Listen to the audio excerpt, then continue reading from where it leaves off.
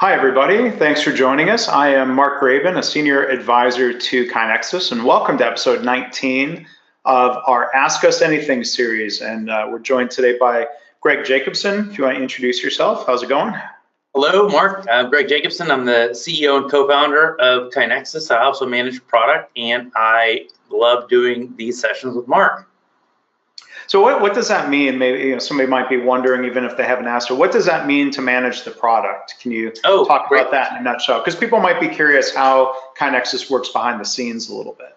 Yeah, so managing the product basically means that I attempt to have my finger on the pulse of what all our customers are doing in the platform, what are the greatest needs, and balancing that with our vision, sometimes where we want to take the platform. Sometimes customers don't know what they want because they haven't just thought of something, for instance. And so I would say about 80 to 90% of our development is almost direct feedback from our customers, where sometimes people will jump to a solution, but hopefully we're always getting to the root problem they're trying to solve. Oftentimes we can make one feature that will solve a half dozen customers' problems, maybe in slightly different ways. And then you combine that with figuring out, well, what parts of the code are going to be affected by that. And so you can get some economies of scale of, oh, if we did these 10 tickets all together, the developers will have some speed that's built into that. And then also making sure the developers aren't stepping on each other, so that we don't like 2 or 3 developers all working in the same area code, because it gets very difficult for them. So we basically kind of put all of that together and then put a roadmap together, so we know what we want to do in the short term, maybe the next 3 to 6 months. And we put that all into sprints, and those sprints can last anywhere from about 3 to 4 weeks now. We've actually changed our process in the last 3 months, have gone from a 3-week sprint cycle to a 4-week sprint cycle. Mm-hmm. And it allows us to be really agile. I mean, that's kind of, we utilize many of the principles of agile development, which in many ways is a manifestation of applying lean principles into a software world. But for example, we're finishing our .9 version up here in the next couple of days, and we don't 100% know what we want in our our .8 version. We don't 100% know what we want in our .9 version. We're about 90% of the way there, but I'm going to be meeting with the entire customer experience team. We're going to look over all the candidates for .9 and then figure out what we'll work on next. Maybe that was a little bit too much, yeah. But that whole process takes about 50% of my day, and I'm the main person in the company that owns product management, if that makes sense. Yeah. Well, and if people watching have more questions about how software is made, what's the process for creating process improvement software, you can submit those for future Ask Us Anythings. But going into questions people have asked from our KaiNexus community, there's a question from Mark, a different Mark. So much is written about systems and tools to use for Lean and Six Sigma, but if changing to a continuous improvement culture requires starting with leadership, what actions and behaviors must leadership in the top and the middle take along with systems and tools? I think that's a great question. If you look at how Toyota leaders talk about the Toyota production system and our adaptations of that into Lean, they talk about technical methods, managerial methods, philosophy, and culture. I think one of the most important things, if I were to pick one, is leading by example. So it's one thing, I think, to look at an organization like Toyota, where they can legitimately say TPS, that's by definition, that's the way they do things. They have this culture, leaders have been brought up through the ranks in that culture. When I see in organizations that are trying to go on what they might call a lean transformation, it's really challenging because leaders at the top often have decades of habits and they're used to operating in the old system. So I think, that culture change, if it's going to happen, starts at the top. So leading by example, I think, includes modeling behaviors that you want to see cascade through the rest of the organization. So one would be, to stop blaming individuals for systemic problems. if we don't create a safe environment for people to speak up and point out problems, we'll never have anything close to continuous improvement. And I think another thing I'd point to, and Greg, are we still connected? I lost you for a bit of time, but I hear you now. You know, I thought I'd gotten to the root cause of what are sometimes internet problems here. So we'll see if that caused a problem in the recording or not. But I mean, I think, you know, for leaders to model behaviors, not blaming, not jumping to solutions. And I think that's sort of the ironic thing of, yeah, how do we get a culture of improvement? Sometimes it means focusing first on better understanding the problems before we jump into improvement. Greg, if we still have, sure. Okay, yeah, you're still there. What do you think? What would you I'm add? here, and for whatever it's worth, the dev office said your audio came through fine throughout all of that. So it may have just been on our side. Well, I think this is a great question, because it really gets to the heart of what are the first steps going to be. So let's take it from a organization that really hasn't been applying or practicing any of these concepts. And I think starting with leadership is 100% the right thing to do. But I think there's actually another question a little bit further down on kind of how to engage with leadership. But what I think that the actions that speak the most is talking about it repetitively. I think the worst thing a leader can do is kind of bring it up once and then never get back to that subject. And so it needs to be just part of the normal communication process, whether a leader is having face-to-face communication, whether that's in meetings, whether that's in larger kind of town hall-y kind of scenarios, or whether that's just via electronic communication. There needs to be some mention of that.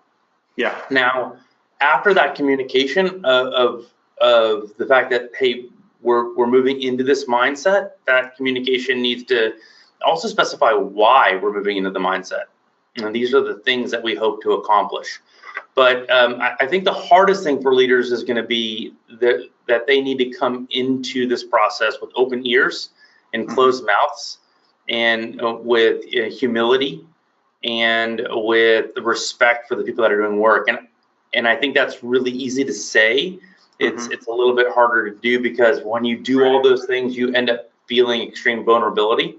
But it actually, by the employees that matter, it's actually viewed as a sign of strength, and that you're not going to feel comfortable with in the first week. You're not going to feel comfortable with in the first month. I mean, some of the conversations I've had and the things I've read, it can take a leader upwards of 12 to 24 months before truly being in that type of mindset feels comfortable and feels like the right thing and to do. And so I think those are some of the actions and behaviors, but I think then the leader's also going to have to develop a system of, are you focusing on top-down things? And if it's top-down things, well, let's create a little bit of alignment. And if it's bottom-up things, well, let's figure out what's that mechanism look like. And that's not telling what people, it's going to be this process, collaborative, you'll come together. And then just remember that it's going to take your whole life to do it. And so it doesn't really mean it's baby steps. Just start somewhere, and you'll continue to iterate and get better at it over time. And as long as people realize, if you kind of work on your jump shot, you're not going to figure it out in one hour practice session. It takes a lifetime to get a really good jump shot. Yeah, and I think developing those habits over time, like we had a comment come in here mentioning the difference between implementing tools like Kanban or TPM or 5S, as opposed to deploying a scientific method for problem solving. So each of those tools hopefully is viewed as a countermeasure to a problem that the organization has. And I think even at a higher level, we could call lean a countermeasure to organizational or business problems. If someone says, well, our strategy, our goal for the year is to start implementing lean, well, why? Like to what point and what purpose? And I think that is another way leaders can lead by example of having this connection between problem and countermeasure. And that's a different thing, the model, talking about countermeasures instead of solutions. Right. Where the word solution sounds so sometimes inappropriately definitive. It's funny you say that. It would almost be as if a physician approached each patient exactly the same, right? I mean, there's going to be a problem-solving methodology that you'll approach exactly the same. But if a person's coming in with an ankle problem, you're probably going to focus your exam on the ankle. You might do cursory exam on other parts. And if a person comes with a chest problem, you're going to focus it on the chest. And if a person comes with an ankle problem, you're probably not going to get an EKG on the person. It's the wrong tool to figure out what the problem is. And so I think you could almost apply that just one for one into lean, and the overall arching concept of history and physical of starting with what's your chief complaint and what's the story and the review of systems and the past medical, that process could correlate to a PDSA cycle. And really that PDSA is just an overarching concept. Then you might be interjecting different tools at different parts of that are appropriate to learn more about the problem you're looking at. Yeah. Okay, well, let's move. We've got another question from Matt. What's your favorite KaiNexus feature? What's the coolest and most underused feature that you wish more people would try? Well, I'll make a case for people checking out and trying the control chart functionality. So it's one thing for people to track their metrics in KaiNexus, but the control chart functionality builds on the statistical methods. I've done webinars about this. It's a favorite topic of mine, of calculating upper and lower control limits for that metric. So you can learn where that metric is fluctuating and use those limits to basically tell the difference between what you might call signal and noise in the metric. Because I think a lot of times we do this even sometimes internally at KaiNexus, we overreact to every up and down or try to over-explain every up and down. And the control chart functionality in KaiNexus is really helpful that way. What would you say, Greg? Yeah, and just to add to the control chart part, I think what the real power in it lies where you can set up your filters to filter charts that are out of control.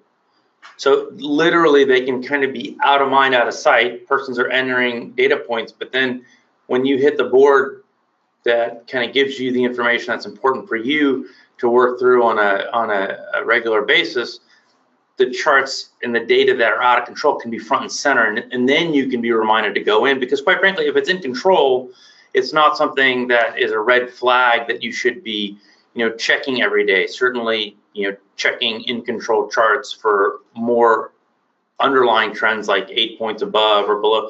There's some more nuance, but that doesn't need to be done daily. But if something is out of control, you really want to know about that in a more time-sensitive manner. And so I will say that more to come on control charts in KaiNexus. I think that it's an area that a lot of our customers are using, and we have some really, really nice features that we have slated to be developed more in the short term versus the long term on that. So my favorite feature in KaiNexus is one that's going to be kind of surprising, I think, but I really focus on workflow optimization for my email, for my to-do lists. I think everyone kind of hears me talk a little bit about how I manage email in very particular ways. And so to me, the notification window, notification panel is my favorite feature, because we've developed a lot of the ways to highlight improvements, projects, charts, items in a way that literally you can just click on that bell, and you can start at the top of that list and you can go down it. And when you're done, you know that you have read and looked at everything that you should have done in that time. And then, so from my standpoint, that's my personal workflow. I almost do nothing else in KaiNexus from a personal side, except for once a month I go in and look at KPI updates. Now, when we're doing meetings, those meetings are done all off of boards, and those boards are optimized for the intent of the meeting. But if we're talking about just what I do, and I think that the other part of this question was underutilized feature.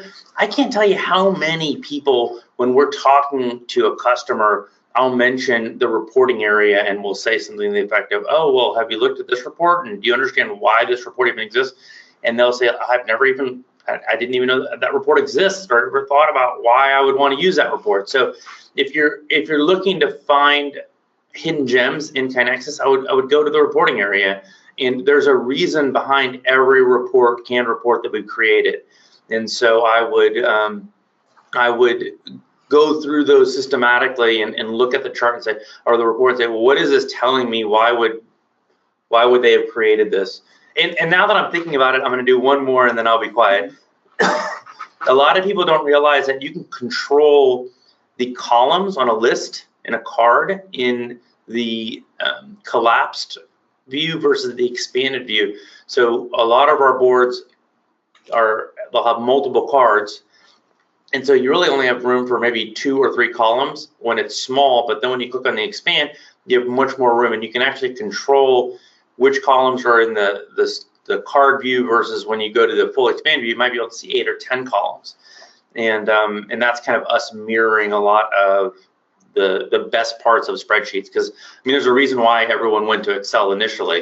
It wasn't just because it was ubiquitous, because I mean, spreadsheets do solve lots of different problems. So I think we continually to try to take the best part of spreadsheets and just put them in KaiNexus so they're easy to access and easy to update. But yeah. All right, cool. Here's another question, and I'll try to answer it maybe in the context outside of software, and have you answer it in a software context. So Becca asked, when it comes to bringing awareness to continuous improvement ideas that are in a backlog, what's the best way to do this without having all employees log into software to view the backlog? So I wanted to touch on the backlog part of that question, because I see in my travels, you can see a backlog in software. You can see a backlog on a huddle board, where you see lots of ideas have been solicited and written down, problems have been identified, they're posted. You might have what's called a pick chart, where you're prioritizing high and low effort, high and low impact. And sometimes even things that are considered low effort, high impact will sit on that board for weeks or months or a very long time. So I think a lot of times people get used to seeing the backlog. That becomes the normal.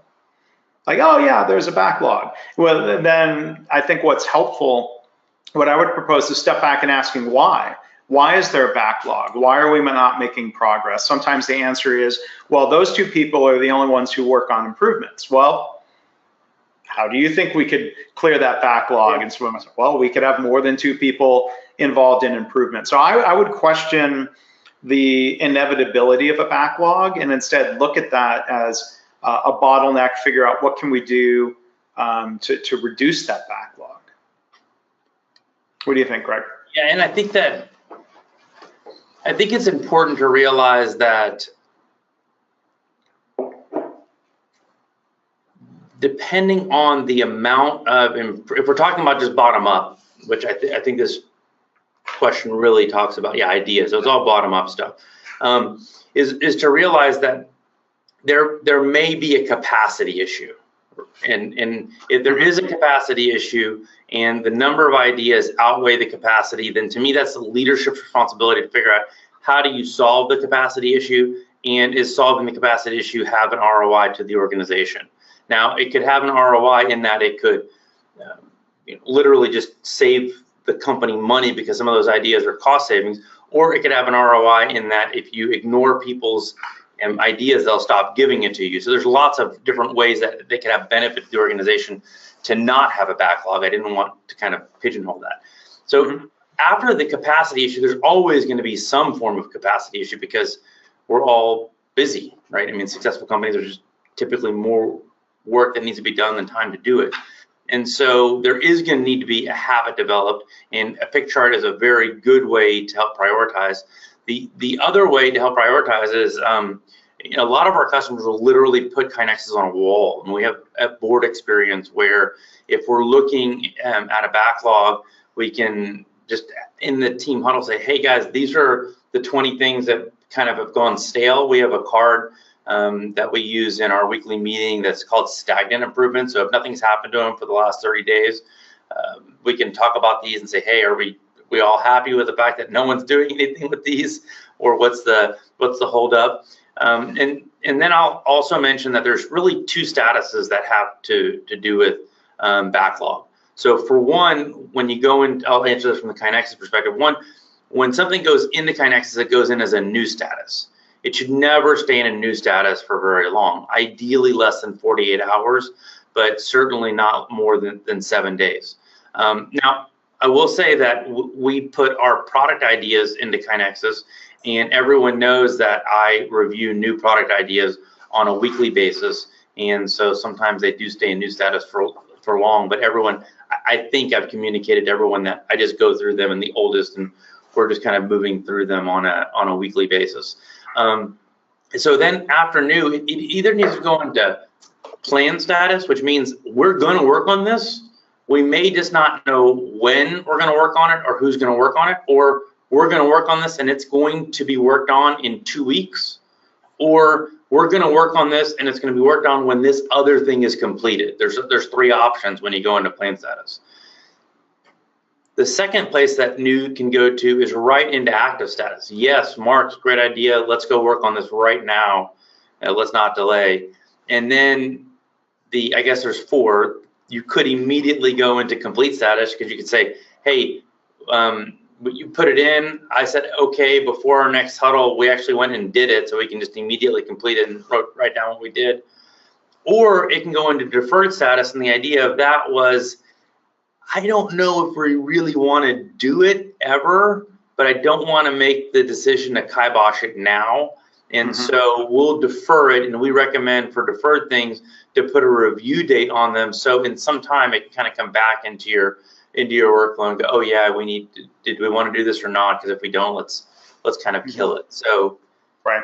Does that, but I mean, this is all going to be discipline and habit, and not saving up to where there's 8 hours of work to do to get through that backlog, but you're running through, 5 or 10 things in 10 or 15 minutes to see, hey, this is a low effort, high benefit, high impact. Like, we're fools not to do this. I mean, we're leaving, the easy pickings. Yeah. Okay, we got another question here on, I think it's first name is pronounced Dwee. I apologize if I have that wrong. What are the most common safety leadership principles available now? Things like having a vision, accountability, engagement, leading by examples.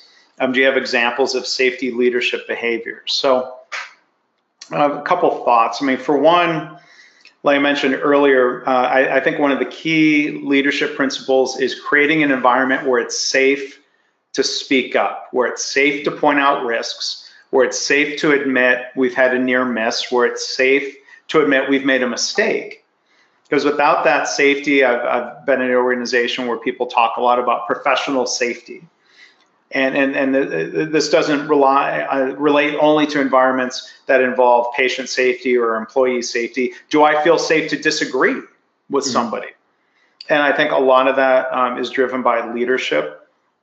The word accountability in the question here is something else I'll comment on. Like, a lot of times when I hear the phrase, we've got to hold people accountable, what that really means is we're going to punish people, which I think, it sounds counterproductive, not a good behavior for improving safety, because when there's this reliance on punishment, that drives people to get better at hiding and covering up problems or risks, which slows down or prevents us from improving. So I think leaders need to sort of reframe what accountability means. Is accountability forced, or is accountability something people can take on because the environment and the system allows them to operate safely?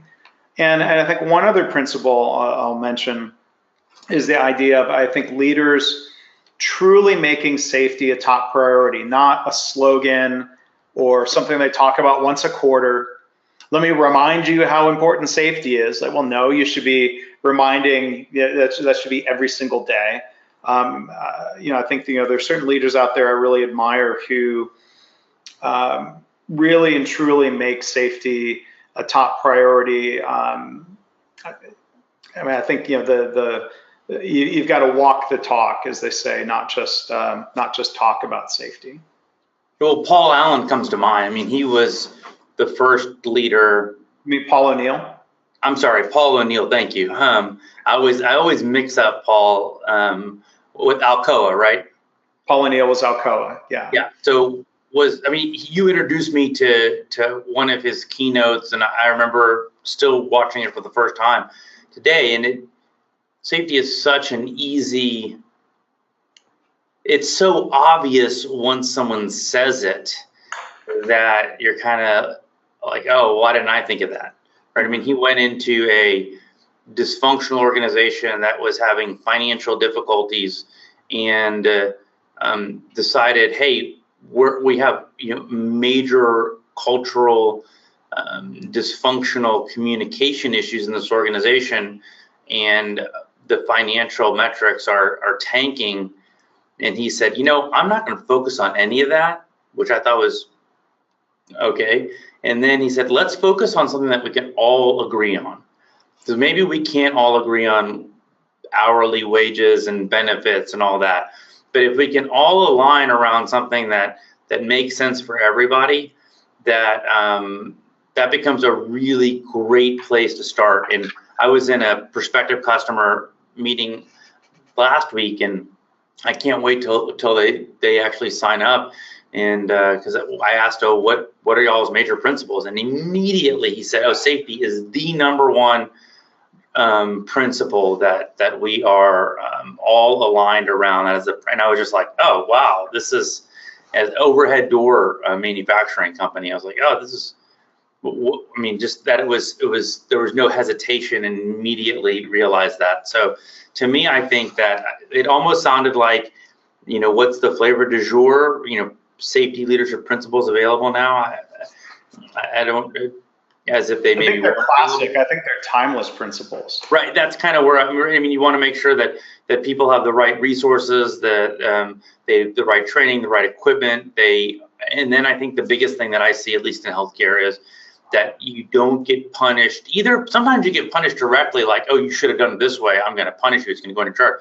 But sometimes punishment is even in the framework of, oh my God, this is going to be so much work for me to report this because the process is so onerous, and and then I have to follow up with it, versus, oh, if I just kind of on a near miss, don't say anything, we'll just kind of move on. So much opportunity in healthcare is lost because the process is so labor intensive. Yeah. We're short on time, but we had a kind of follow-up question. I'm curious your thoughts as a physician, Greg.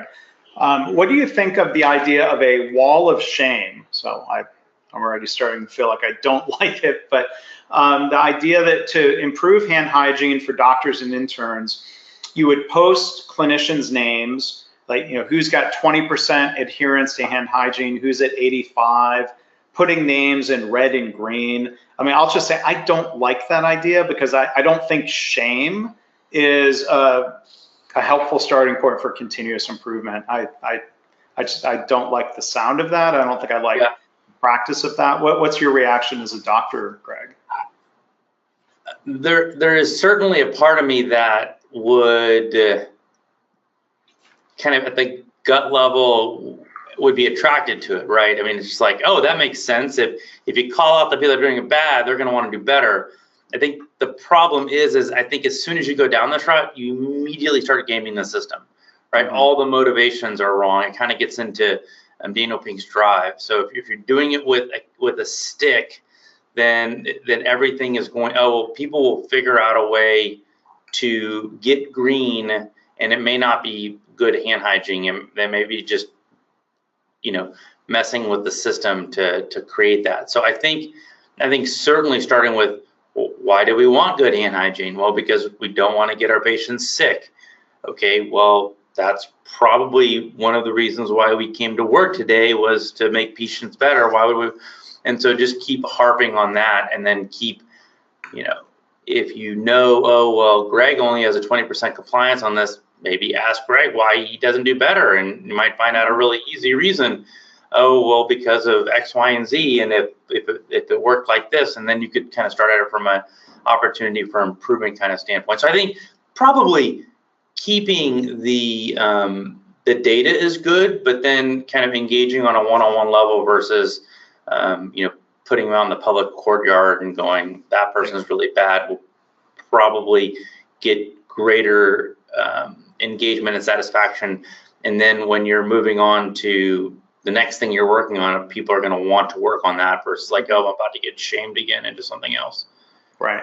So, now, I will tell you, one way to do that very nicely is when you communicate to the person, here is your hand hygiene, to show that where do you fall in the spectrum? Are you doing awesome, or are you doing? And a lot of times, I mean, that's how a lot of the communication for your patient satisfaction scores or your billing scores will just kind of show you where you are in the spectrum of your colleagues, and it's all de-identified, so you don't know who's above or who's below you. But you're like, oh, okay, I'm in the middle. I'm probably not going to get called in, or this is kind of where my starting point. I think there's a lot of benefit to that.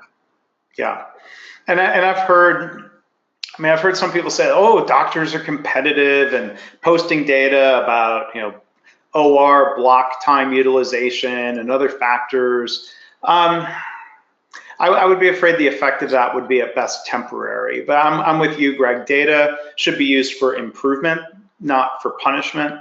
And like you said, having that data, talking about systemic factors and barriers, I think that's the more sustainable approach. And we're over time here, but I think talking to doctors, not just about what you need to do, but talking about their motivation. Right. What are the barriers? Articulate why hand hygiene is important, because they know it, but there are certain barriers or behaviors getting in the way. I would rather have something that's more of a discussion than just a public shaming. Well, what would your thoughts, Mark, be on an award every month of the top hand hygiene or a top 10%? I have that same hesitation about stripping away intrinsic motivation and turning it into a game, and the focus becomes the metric, and am I just kind of going through the motions enough to, hey, nope, see, count. And I don't know if these measures are really ever accurate. I would focus more on the end result measures. If we have better hand hygiene adherence rates or compliance rates, are we seeing lower infection rates? I mean, I think those are ultimately the things that matter, right? More so than the intermediate measure that could be distorted, gamed, what have you. Yep. Great question. Yeah. Oh, and so the person who asked that question is a follow-up. The punchline of the story, this organization apparently that's doing this is 5 years down the road, and they have no significant improvement on nosocomial infection numbers, hospital-acquired infection numbers. So if we were being tested, maybe we passed the test. I don't know, but interesting to hear that. Thank you for if anyone remembers Paul Harvey, that was, and the rest of the story. That would be the little, I'm dating myself, that's a really old, outdated reference. So people can Google Paul Harvey, old radio host. Anywho, we are a little over time, so I think we'll go ahead and wrap up. We've got a lot of questions that are still, speaking of backlogs, in the question backlog. I apologize if you tuned in and didn't get your answer questions. Sometimes there's a lag of an episode or two. We will schedule an episode 20. We have some upcoming webinars. I would encourage you to go to kainexus.com/webinars. Jeff Roussel, our VP of Sales, is going to do a demo webinar on April 26th. I'm going to be hosting and doing a little bit of co-presenting on May 7th with a friend who is a doctor of veterinary medicine. So we're going to be talking about applications of lean in, as I've learned a little bit, I've worked with vets, that making the leap from what they call human healthcare, we would just call it healthcare, right, Greg? Making the leap from human healthcare to what I've heard veterinarians refer to as multi-species medicine. Ah, interesting. So they might say they're different, but lean principles still apply. So we'll explore that, and encourage you to register at KaiNexus.com/webinars. And when adult doctors are teasing child doctors, kid doctors, pediatricians, we always say, oh, they're just small adults. This would be like, oh, they're just very hairy humans. I don't know. All right, well, thank you everyone for tuning in or for watching the recording. I would encourage you, please subscribe to the KaiNexus YouTube channel. We post these videos, other contents there. You can get this content in audio form through KaiNexus podcast. You can find that through Apple Podcasts, Google Play, all sorts of other places. And please do check out our website at KaiNexus.com. Greg, I'd like to leave you with the final word. I would just like to remind everyone, keep improving, everyone.